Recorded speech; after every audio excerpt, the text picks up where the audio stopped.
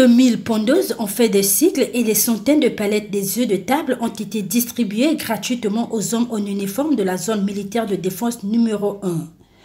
Une action réalisée sous l'autorité du chef d'état-major interarmé de la zone militaire de défense numéro 1, le capitaine de vaisseau Hippolyte Kanga, représentant le général de brigade commandant la zone militaire de défense numéro 1, Jean Olesongo Ondai, initiateur du projet qui aujourd'hui gagne du galon. Cependant, le capitaine de vaisseau Hippolyte Kanga, en plantant le décor, a reconnu que ce geste est chargé d'amour. Étant donné que nous nous approchons à la Saint-Sylvestre et à la fête des Nouvelles An, compte tenu de la dureté des temps, le chef a pensé mettre à la disposition de ces éléments. Donc vous voyez, au fait c'est le produit de leur labeur. Il s'agit des poules et des palets des œufs de table pour soulager soit un peu leurs difficultés.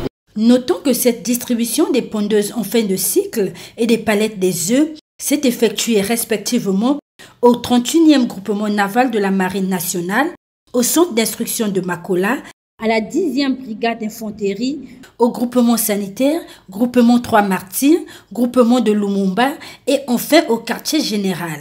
Et les heureux bénéficiaires, comme surpris par cette initiative, se sont réjouis de recevoir et consommer les produits générés de leurs activités agro-pastorales.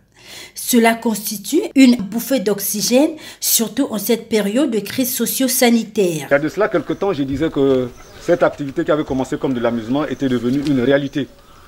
Mais dans le cadre de la continuation de cette activité, comme l'a dit le DEPIC, une fois de plus encore, nous voici devant les faits palpables, devant les preuves.